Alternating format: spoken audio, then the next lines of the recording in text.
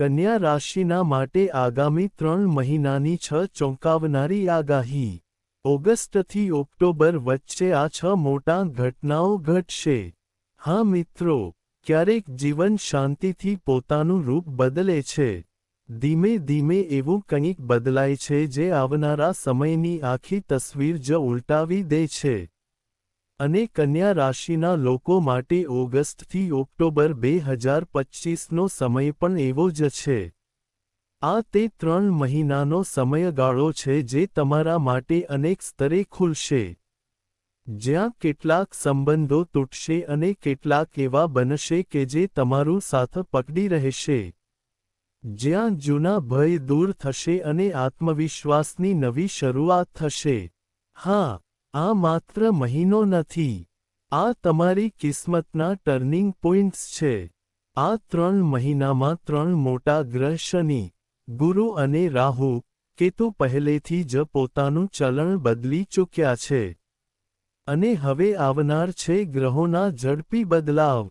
સૂર્ય, બુધ, શુક્ર, મંગળ દરેક અઠવાડિયે, દરેક મહિને નવી ગતિ, નવી ઊર્જા અને તમારા જીવનમાં નવી હલચલ. એ માટે જરૂરી છે કે તમે દરેક બદલાવને સમજો જે તમારા રાશિ પર સીધો અસર કરે છે. કારણ કે હવે જે નિર્ણય લેશો તેનો અસર આવતા ઘણા વર્ષો સુધી રહેશે. તે કેરિયર હોય, લગ્ન, સ્થાન બદલાવ કે પોતાની ઓળખ સાથે જોડાયેલ કોઈ મંડળ. દરેક ભાવ બદલાવ આવે છે અને દરેક બદલાવમાં તમારા ભાગ્યનો સંકેત છુપાયેલો હોય છે. તો ચાલો શરૂ કરીએ કન્યા રાશિ માટેની 6 મોટી ભવિષ્યવાણીઓ, જે તમારી કિસ્મતને સંપૂર્ણ રીતે બદલાવી દેશે, અને જે ઓગસ્ટથી ઓક્ટોબર 2025 વચ્ચે તમારી નસીબે નવી કથા લવાનું છે. પરંતુ વિડિયો આગળ વધારતા પહેલા કમેન્ટ બોક્સમાં દિલથી લખજો, જય માં લક્ષ્મી, અને વિડિયોને લાઇક કરીને ચેનલને સબસ્ક્રાઇબ કરવાનું ભૂલશો નહીં. તો ચાલો હવે શરૂ કરીએ. પ્રથમ ભવિષ્યવાણી છે તમારું સ્વાસ્થ્ય. આ મહિના દરમિયાન તમને થોડી સાવધાની રાખવાની જરૂર છે, ખાસ કરીને શરીરના 2 ભાગો પર, પેટ અને માથું, કારણ કે શનિ હાલમાં તમારા પંચમેશ બનીને ષષ્ઠ સ્થાને છે અને ત્યાંથી દ્વાદશ સ્થાન એટલે કે મોક્ષસ્થાન પર નજર રાખી રહ્યા છે. આ સંકેત આપે છે કે તમારા પેટ સંબંધિત સમસ્યાઓ ઉભરી શકે છે. ખાસ કરીને ગેસ, અપચ, એસિડિટી અથવા વારંવાર પેટ ફૂલવું જેવી સ્થિતિઓને અવગણશો નહીં. જો પહેલાથી કોઈ જૂનો પાચન સંબંધિત રોગ છે તો તેનું ખાસ ધ્યાન રાખજો. આ જ સ્થાનમાં સૂર્ય, બુધ અને રાહુની જુતિ પણ છે, જે આંખોની સમસ્યાઓ જેમ કે સોજો, ખંજવટ અથવા આંખોમાં ભારેપણું જેવી તકલીફો આપી શકે છે. સૌથી વધારે સાવધાની તમારે રાખવી છે. ઓગસ્ટથી લઈને 21 સપ્ટેમ્બર સુધી. મિત્રો, 5 ઓક્ટોબર પછી સ્થિતિઓ વધારે સારી દેખાઈ રહી છે અને શરીરમાં એનર્જી અને સુધારાના સ્પષ્ટ સંકેતો જોવા મળી રહ્યા છે. બીજી ભવિષ્યવાણી એટલે કે હવે જે ગ્રહ તમને આવતા 3 મહિનામાં માન સન્માન અને પ્રગતિની ઊંચાઈઓ સુધી લઈ જશે તે છે ગુરુ બૃહસ્પતિ. કન્યા રાશિના વાળા, 12 વર્ષ પછી બૃહસ્પતિ તમારા 10મ ભાવમાં પ્રવેશ કરી ચૂક્યા છે. આ જ જગ્યા છે જે તમારા કરિયર, કાર્યસ્થળ અને સામાજિક પ્રતિષ્ઠાનું પ્રતિબિંબ હોય છે. આ વખતે દેવગુરુ માત્ર કર્મસ્થળમાં જ નહીં આવ્યા, પરંતુ તમારા જીવનમાં એક પરિપક્વતા અને સમજદારી પણ લાવી છે. અને એક ખાસ બદલાવની ખબરો લઈને આવ્યા છે. ગુરુ અહીં ફક્ત બેઠા નથી. આ તમારા 4થા અને 7મા ભાવોના સ્વામી બનીને આવ્યા છે. એટલે કે તમારા જીવનસાથીના કરિયરમાં મોટો ફેરફાર શક્ય છે. તેમના જીવનમાં નવી દિશા, નવી શરૂઆત દેખાઈ રહી છે. અને તમારા પોતાના પ્રોફેશનલ જીવનમાં તો સાંભળો, તમારી કાર્યશૈલીમાં અદ્ભુત પરિપક્વતા આવશે. તમારી કૌશલ્યમાં સુધારો થશે. લોકો તમારા કામને જોઈને કહેશે કે શું ક્લાસ છે આ વ્યક્તિમાં. જે કન્યા રાશિના લોકો નોકરીમાં છે, તે પોતાની પ્રોફાઇલ, ડિઝિગ્નેશન અથવા તો આખી જોબ સ્ટ્રીમ પણ બદલાવી શકે છે. અને જે વેપારમાં છે, તેમને તેમના વેપારના દરેક ઘનશ્યમાં ગુરુનો દૈવી સાથ મળશે. પણ એટલું જ નહીં, આ યોગ યથાવત રહેશે. ગુરુની નજર તમારા ચોથા ભાવ પર પડી રહી છે. તેનો અર્થ એ થાય કે ઘર, પરિવાર, સંપત્તિ, વાહન અથવા ઓફિસ જગ્યા સંબંધિત કોઈ મોટું નિર્ણય લઈ શકાય. તમે કોઈ નવું ઘર ખરીદી શકો છો અથવા તમારા કાર્યસ્થળમાં કંઈક નવું ઉમેરો. યાદ રાખજો કે આ ફેરફાર ફક્ત બહારનો નહીં રહેશે. તમારા અંદરનું એક નવું સ્વરૂપ જાગશે, જે વધુ પરિપક્વ, સ્માર્ટ અને દૂરદર્શી હશે અને એ જ તમારી સફળતાનું સૌથી મોટું કારણ બની શકે. સીડી ત્રીજી ભવિષ્યવાણી કન્યા રાશિના લોકો. હવે વાત કરીએ તે ગ્રહની જે દેખાતો નથી પણ જીવનો દિશા જ બદલી દે છે, એટલે કે કેતુ. કેતુ હાલમાં તમારા 11મા ભાવે વસેલો છે અને રાહુ 8મા ભાવે. આ સ્થિતિ સામાન્ય નથી. આ એવી સ્થિતિ છે કે જે તમારું જીવનની ભીડમાં ઊંઘી બેઠા તમારા અંદરનું શાંતિથી મળવાની પ્રેરણા આપે છે. આગળના 1.5 વર્ષ, હા પૂરા 18 મહિના સુધી તમારું જીવન સ્પિરિચ્યુઅલ સફરથી ભરેલું રહેશે. અને આ સફર માત્ર પર્વતો કે તીર્થયાત્રા સુધી સીમિત નહીં રહે. ક્યારેક કોઈ મંદિરમાં એકલા બેસીને મન શાંત કરશો, ક્યારેક કોઈ અજાણ્યા સ્થળે જઈને શાંતિ મળશે, ક્યારેક કોઈ પુસ્તકમાં, કોઈ પ્રાર્થનામાં કે કોઈ સેવા કાર્યમાં. તમને લાગશે કે કંઈક છે જે મને અંદરથી બોલાવી રહ્યું છે. રાહુ અષ્ટમ ભાવે છે. તે તમને જીવનની પડકારો સામે લડવાનું શીખવશે.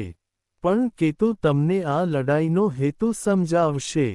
આ સમયે ઘણા કન્યા રાશિના લોકો રિટ્રીટ, મેડિટેશન, કેમ્પ, સાયલન્સ, પ્રવાસ કે યોગ યાત્રાનો ભાગ બની શકે છે અને કેટલાક શાંત બેસીને પોતાની આત્મા સાથે વાતચીત શરૂ કરશે.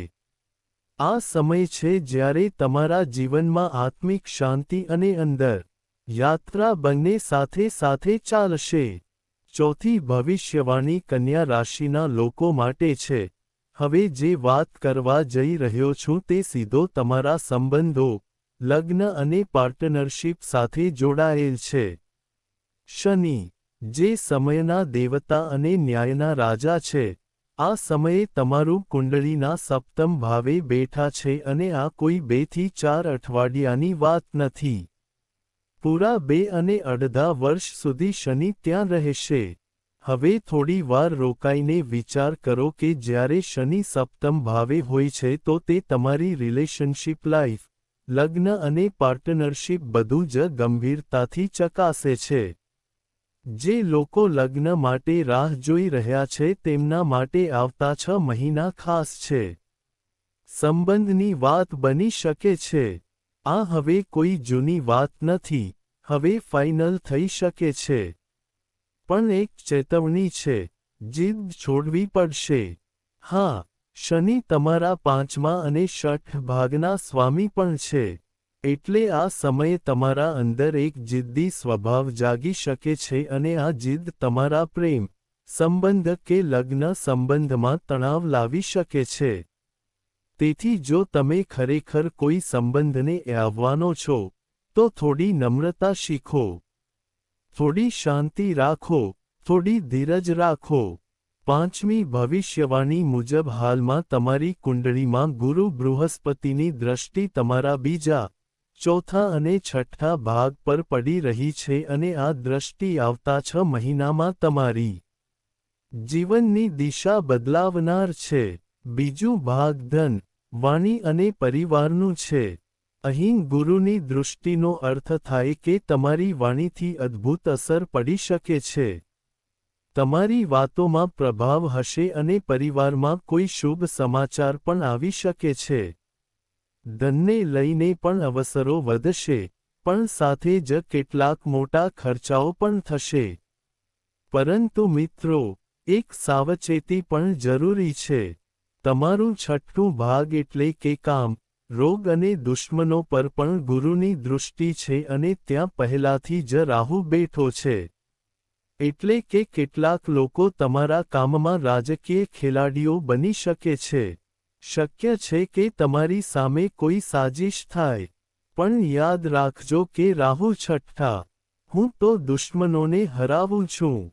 જે લોકો તમારી બુરાઈ કરી રહ્યા છે, તેઓ પોતે જ ફસાઈ જશે. તમારી જીત નક્કી છે. ધ્યાન રાખજો કે મનને શાંતિમાં રાખવી પડશે.